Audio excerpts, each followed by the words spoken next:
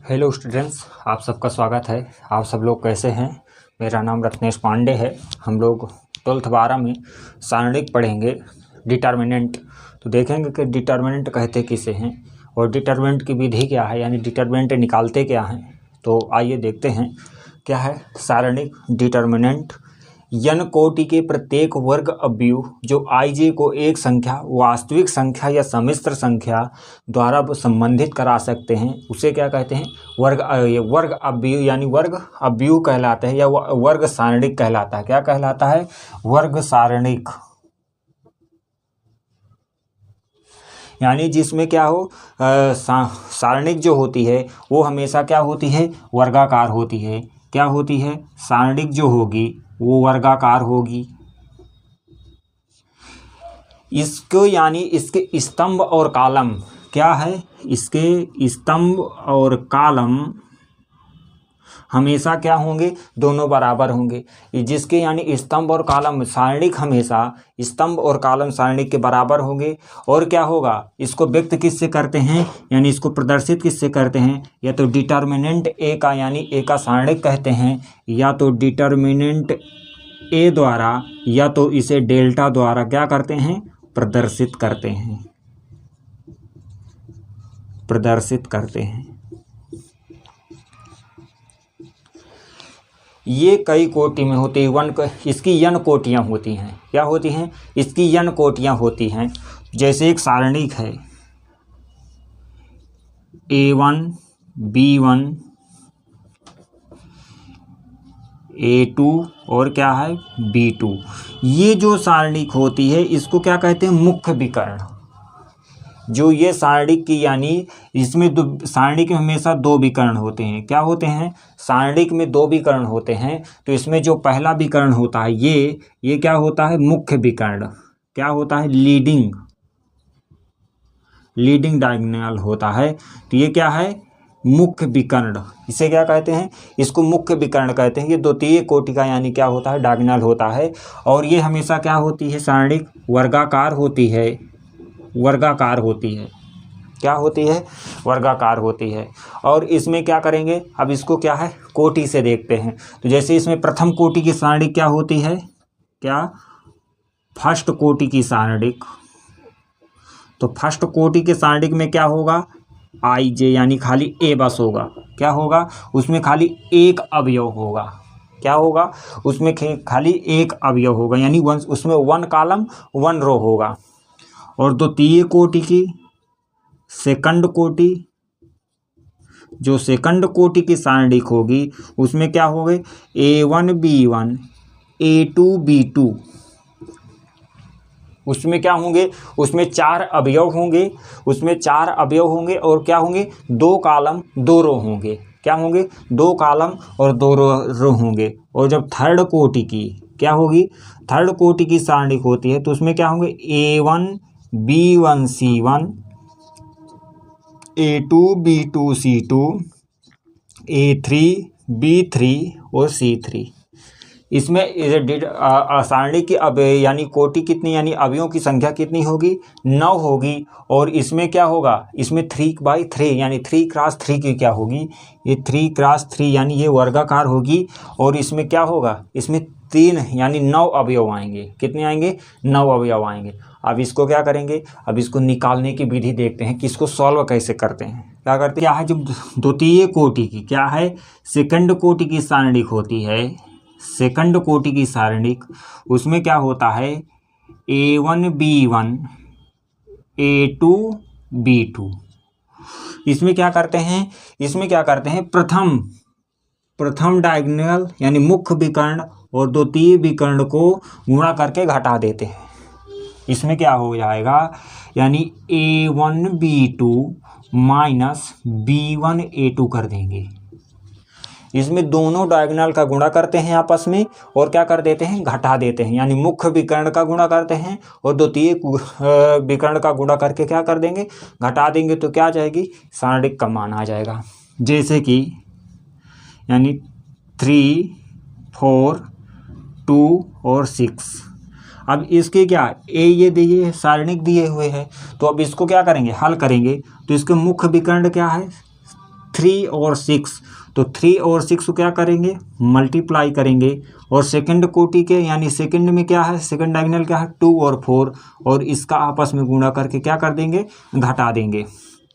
तो कितना हो जाएगा 18 माइनस का 8 इक्वल टू 10। तो यानी इसका डिटर्मिनेंट कितना आया, इसका डिटर्मिनेंट 10 आया, यानी इसका डिटर्मिनेंट 10 आया। अब क्या देखेंगे, थर्ड कोटि की क्या देखेंगे, उसको क्या, या तो रो के का, इसको दो चरणों में हल कर सकते हैं, या तो किसके, आर के अनुदिश यानी क्या कॉलम के अनुदिश, इसके रो के अनुदिश, या तो कॉलम के अनुदिश यानी क्या, या तो आर के सापेक्ष या तो सी के सापेक्ष। तो इसमें क्या हल करने से पहले इसको एक चीज़ और इसमें याद कर रखना है, सारणिक में हमेशा plus minus plus minus plus minus और क्या प्लस माइनस प्लस, ये चीज़ याद रखना है। क्या रखना है, ये चीज़। यदि पहले प्लस, ये क्या आएगा, पहले प्लस आएगा फिर minus, plus minus plus minus, कितनी भी बड़ी सारणी हो उसमें यही यानी चलता है, क्या यही सिस्टम चलता है। तो इसमें तृतीय कोटि की सारणी होती क्या है, तृतीय कोटि की सारणी होती है A1 B1 C1, A2 B2 C2, A3 B3 और क्या C3। अब इसको सॉल्व करना है, क्या करेंगे, सॉल्व करेंगे। तो पहले ये क्या है, ये तो रो है, ये क्या है, रो है, और ये क्या है, ये कॉलम है, ये कॉलम है। या तो रो के हिसाब से चलेंगे या तो कॉलम के हिसाब से चलेंगे, रो भी कोई ले सकते हैं या कॉलम भी कोई ले सकते हैं। तो पहले क्या करेंगे, रो किससे देखेंगे, पहला वाला फर्स्ट है, फर्स्ट मेथड रो मेथड, यानी क्या है, रो मेथड से चलेंगे, किसके अनुदिश, यानी का इसके अनुदिश, रो के अनुदिश। तो इसमें पहले क्या लेंगे, यदि ए लेंगे तो A1 क्या है प्लस, क्या ए लेंगे तो इस कॉलम को और यानी इस रो को और इस कॉलम को छोड़ देंगे और जो बचेगा वही ले लेंगे। तो इसमें क्या बचा, यानी B2 C2 B3 और क्या C3, ये बचा। फिर इसके बाद क्या है, माइनस, हम किसके चल रहे हैं, रो के अनुदिश चल रहे हैं, तो माइनस, माइनस में क्या है, यानी बी, क्या लेंगे, बी लेंगे, और बी में क्या है, यानी इस रो को और सेकंड कॉलम को छोड़ देंगे, क्या कर देंगे, सेकंड कॉलम को छोड़ देंगे।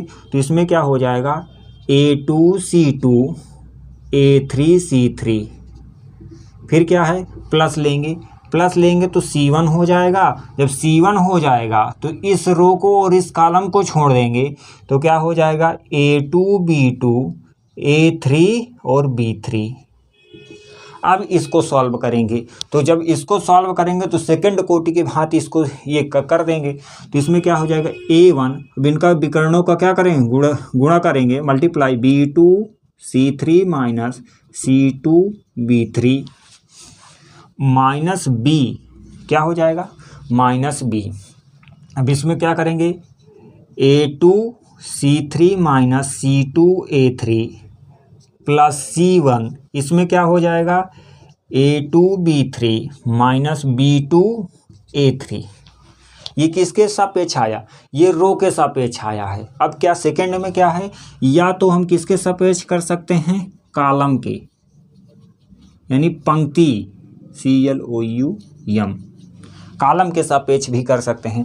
कॉलम के सापेक्ष जब करेंगे तो ऐसे चलेंगे, तो पहले क्या लेंगे A1, तो जब A1 लेंगे तो इस पंक्ति को छोड़ेंगे तो क्या आ जाएगा B2 C2 B3 C3। फिर इसके बाद माइनस, इसमें क्या है माइनस, माइनस में क्या लेंगे A2, क्या लेंगे A2, तो जब A2 लेंगे तो इसमें क्या आ जाएगा B1 C1, क्योंकि ये और ये वाला छोड़ देंगे कॉलम, तो क्या आ जाएगा B1 C1 B3 और क्या आ जाएगा C3। फिर क्या लेंगे प्लस, प्लस में क्या आ जाएगा A3, तो जब ये रो और ये कॉलम छोड़ेंगे तो क्या आ जाएगा B1 C1 B2 और C2। अब इसको हल करेंगे तो क्या आ जाएगा A1 B2 C3 minus C2 B3 minus का A2 B1 C3 minus C1 B3 plus A3, तो क्या हो जाएगा B1 C2 minus C1 B2। अब इसको हल करेंगे। अब इसके आगे कुछ एग्जाम्पल से देखते हैं, दोनों विधियों से निकालेंगे एग्जाम्पल से भी। एग्जाम्पल है ए इक्वल दिए है 4 1 4 0 1 0 और क्या है 1 2 1। इसको हम किसके पहले अनुदिश करेंगे, आर के अनुदिश। किसके अनुदिश, R1 के अनुदिश करेंगे। किसके, R1 के। तो इसमें क्या लेंगे, +4, पहले क्या लेंगे +4। तो इसमें क्या बचेगा 1 और 0 2 और 1।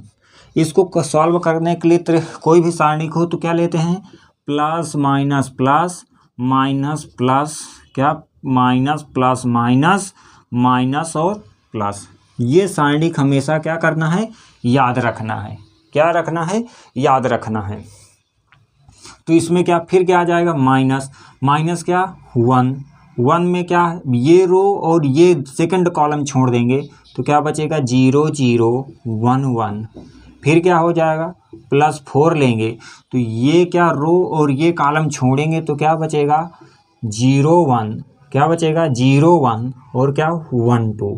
अब इसको सॉल्व करेंगे तो क्या हो जाएगा 4, इसमें क्या हो जाएगा 4, इसमें यानी 1 का क्रॉस 1 से यानी मल्टीप्लाई करेंगे 0, 2 का मल्टीप्लाई 0 से करेंगे कितना जाएगा 0 -1, ये पूरा 0 हो जाएगा। 1 का गुणा किससे करेंगे, 0 तो 0 और 1 का इसमें भी करेंगे तो 0 +4। अब इसमें क्या है 2 का मल्टीप्लाई 0 से करेंगे तो 0 माइनस का 1, इसमें क्या आ जाएगा +4 माइनस का 4 इक्वल टू कितना आ जाएगा 0। यानी कितना डिटर्मिनेंट ए कितना आ गया 0, यानी आर के अनुदिश भी कितना आ रहा है 0। अब सी के अनुदिश देखेंगे, कितना सी के अनुदिश देखेंगे। C1 कॉलम 1 उठा रहे हैं तो कॉलम 1 उठा रहे हैं तो पहले 4 लेंगे, तो 4 लेंगे तो इसमें क्या हो जाएगा 1 0 2 1। फिर क्या है माइनस माइनस, ये माइनस है, फिर क्या है 0, तो क्या है 0। तो जब 0 लेंगे तो ये कॉलम और ये रो छोड़ेंगे तो क्या इतना बचेगा 1 4 2 1। फिर क्या लेंगे प्लस, क्या लेंगे प्लस, प्लस में क्या है 1 1 है तो इसमें क्या हो जाएगा, यानी ये कॉलम और ये रो छोड़ेंगे तो कितना बचेगा 1 4 1 0। अब इसको सॉल्व करेंगे तो जब इसको सॉल्व करेंगे तो 4 यानी 1 का 1 से मल्टीप्लाई करेंगे 1, 2 का मल्टीप्लाई करेंगे 0, ये तो पूरा 0 हो जाएगा क्योंकि 0 का किसी के साथ भी अंदर गुणा करोगे तो 0 हो जाएगा। और ये कितना आ जाएगा प्लस, यानी 0 का करेंगे तो 0 माइनस का 4, इसमें कितना 1 का, तो ये 4 -4 कितना आ जाएगा, इससे भी 0। यानी क्या मेरे चाहे कॉलम से करें चाहे रो से करें, डिटर्मिनेंट की वैल्यू में कोई फ़र्क नहीं आने वाला। क्या, कोई फ़र्क नहीं आने वाला, उसकी जो वैल्यू आएगी वो दोनों की सेम आएगी। और एग्जांपल से देखते हैं क्या निकालेंगे, मान निकालेंगे। तो इसका जब मान निकालेंगे तो क्या करेंगे, पहले 3 लेंगे। 3 में क्या है, आर के अनुदिश हम ले रहे हैं, किसके, आर के, यानी हम रो के अनुदिश चल रहे हैं। तो इसमें क्या बचेगा 2 5 -1 और 3, क्या बचेगा। फिर इसके बाद हम 1 लेंगे तो माइनस का 1, अब इसमें यानी ये रो और सेकंड कॉलम छोड़ेंगे तो क्या बचेगा 3 5 1 3। फिर इसके बाद क्या है प्लस माइनस का 4 और इसमें क्या हो जाएगा, इसमें हो जाएगा 3 2 1 और क्या -1। अब इसको सॉल्व करेंगे तो कितना बचेगा 3, यानी कितना हो जाएगा 6 माइनस और माइनस कितना हो जाएगा 5, कितना हो जाएगा 5 प्लस का, फिर माइनस का 1, 3 त्रिकाली 9 माइनस का 5। फिर इसको करेंगे प्लस माइनस का 4, इसको मल्टीप्लाई करेंगे कितना आ जाएगा माइनस का 3 और माइनस का 2, इसको करेंगे। अब इसको सॉल्व करेंगे तो कितना आ जाएगा 11 माइनस का 1 4 प्लस माइनस का 4 और ये कितना हो जाएगा माइनस का 5, ये कितना हो जाएगा 11 3 33 माइनस का 4 प्लस का 20 इक्वल टू कितना आ जाएगा 49। 33 और 20 कितना बचेगा, तो होगा 53, 53 में 4 जाएगा तो कितना 49। यानी डिटर्मिनेंट की वैल्यू कितनी आ गई 49, कितनी आ गई 49। ऐसे सॉल्व करेंगे। और एक करना है, इसमें x का मान बताना है। तो पहले ये डिटर्मिनेंट सॉल्व करेंगे तो डिटर्मिनेंट में क्या करेंगे, दोनों डायगोनल का गुणा करके क्या कर देते हैं, घटा देते हैं। तो क्या हो जाएगा 2 माइनस का 20 इक्वल टू, इसमें भी क्या करेंगे 2x² माइनस का 24, इसमें क्या बचेगा माइनस का 18 माइनस का 2x² माइनस का 24। ये जब 24 पक्षांतर होकर इधर आएगा तो कितना हो जाएगा, प्लस में हो जाएगा, और ये कितना हो जाएगा 2x²।